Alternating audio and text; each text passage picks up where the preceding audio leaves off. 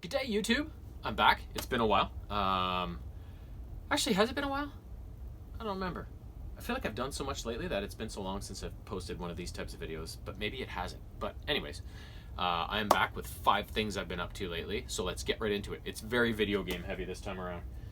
But the first thing up is actually a book called, it's a Marvel, one of those new Marvel series books. It's called Crisis Protocol Target Kree.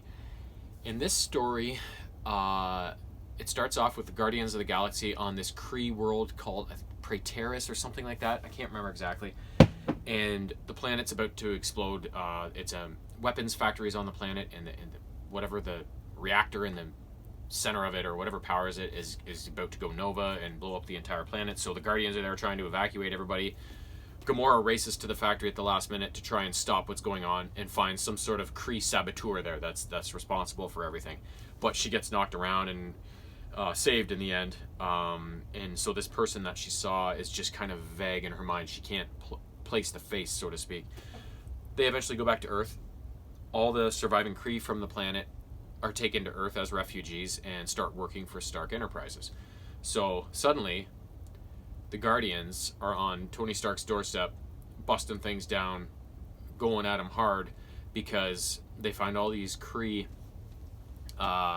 refugees being treated like shit, living in these squalid conditions and being forced to work like crazy. And Stark the whole time is saying, I had no idea this was even happening, you know? So there's all this big misunderstanding, but Gamora is bound in intent to catch this saboteur, so she's not even listening to reason.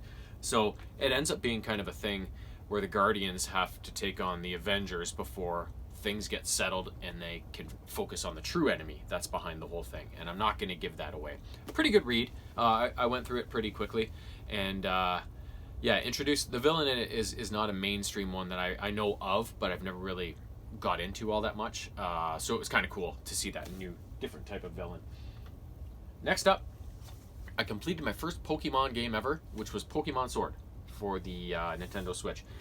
I've always been curious about it because it's such a big deal to so many people, and I think the Pokemon games are all very similar in format. You start out as this regular person, you want to become a Pokemon trainer and make your way to the top and challenge the Pokemon champion of the region and become the ultimate Pokemon master. So it's kind of a free roam. There's story to it, but it's a free roam. You go around, you can battle Pokemon and capture them and add them to your team, level them up, and there's different types, so you have to match up types in your battles. Like, for example, grass beats water type, so if you're taking on a water type, you're better to equip a grass type rather than a fire or whatever.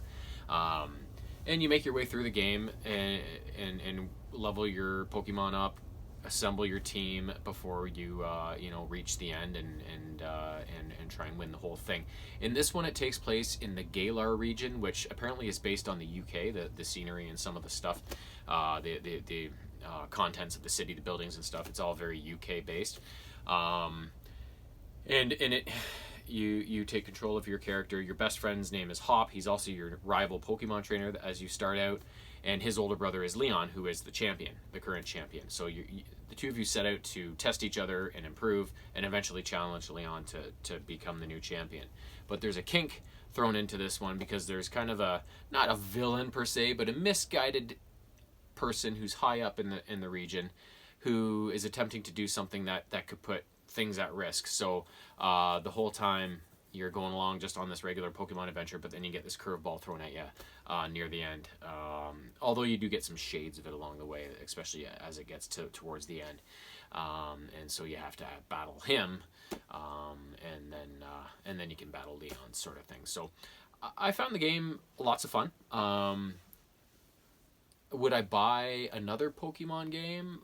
Probably not anytime soon. Like, I would maybe every 5 years or something buy a new one and see what the changes are, see what's up. But it's not something that I'm going to go berserk with.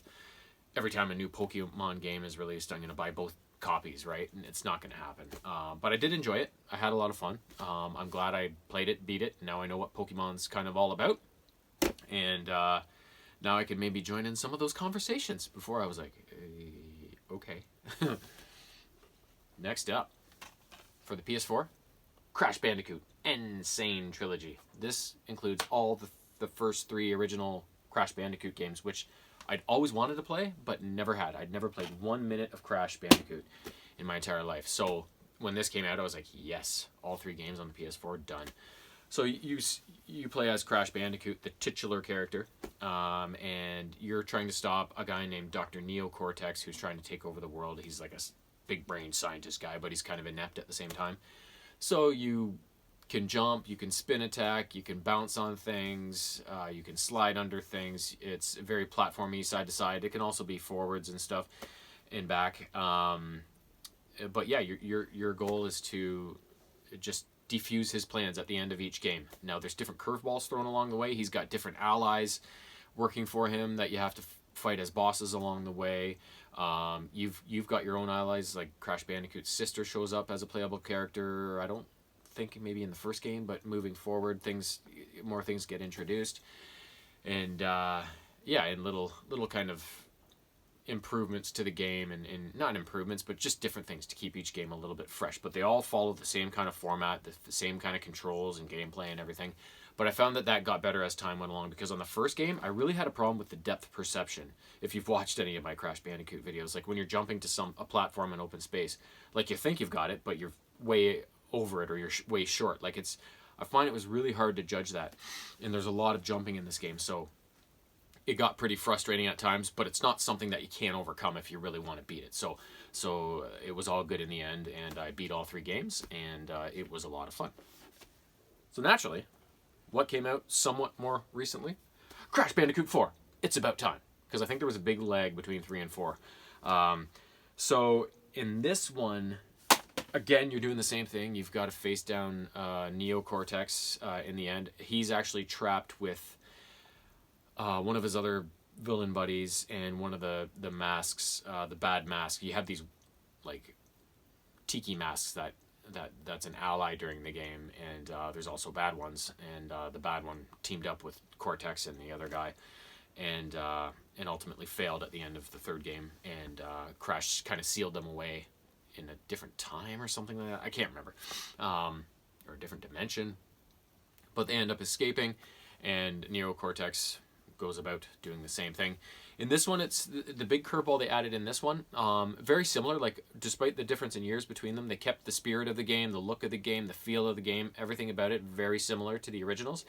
But in this one, the big twist was the masks come more into play in this game, and there's these 4 that you have to collect along the way, and they each grant you a different power. One of them like slows down time. The other one switches gravity so you can walk on ceilings. One of them like makes certain things disappear and other things reappear, so you have to navigate that as you go along. And then the 4th one, I can't remember what it does, but there is 4 of them, and so that's kind of the big twist for this game. And in this game, you also get to control some of the other people, like not only Crash's sister. Actually, do you get to control his sister? You maybe not, but there's 2 other allies they have. Dingodile, I think his name is. You get to control him for a number of levels, and a grown woman, kind of pirate girl that is their ally. You get to control her for a number of levels too. So they really mix in a lot of new things in the new game, and it was really well done. And I found it was more like 3 rather than 2 and 1, where the depth perception was a lot better than those first couple. So that was nice. Last up, God, this game almost killed me. Prince of Persia: Sands of Time, Nintendo Wii. You play as the prince. You want a kingdom of your own. You meet this genie named Zara. She promises you, I can get you a kingdom and a princess. Come with me. So you go with her. She leads you to this ruined kingdom that's covered in all these poisonous vines, and it's all crumbled and shit.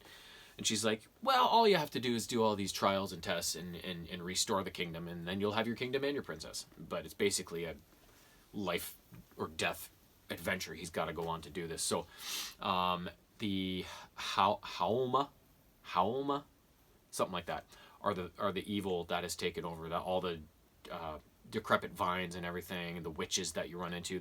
These are the people that have taken over and ruined the castle and are holding it under their spell. So your goal is just to infiltrate this castle, move along, reforge a sword that is possible. Is the only thing that's gonna kill the Haoma and remove them from the kingdom, and then hopefully in the end you'll have your kingdom and your princess once you complete all these trials. So it's a long game, And it wouldn't have seemed that long if the controls weren't so wonky. I love the Wii; it's a great system, but some games the motion controls just don't work quite well enough. And when you're playing a game as tricky and long as this, it really gets frustrating. And there's lots of intricate little moves you can do with magic and wall running and the different jumping and stuff and grabbing ledges and whatnot. It got really old really fast that you died so many times just because the controls didn't do what you thought they were going to do, what they were supposed to do, right? And you really had to redo a lot of areas. More than you should have because of that. So overall, a really good, well-designed, well-thought-out, lots of story to the game, a good length, good depth.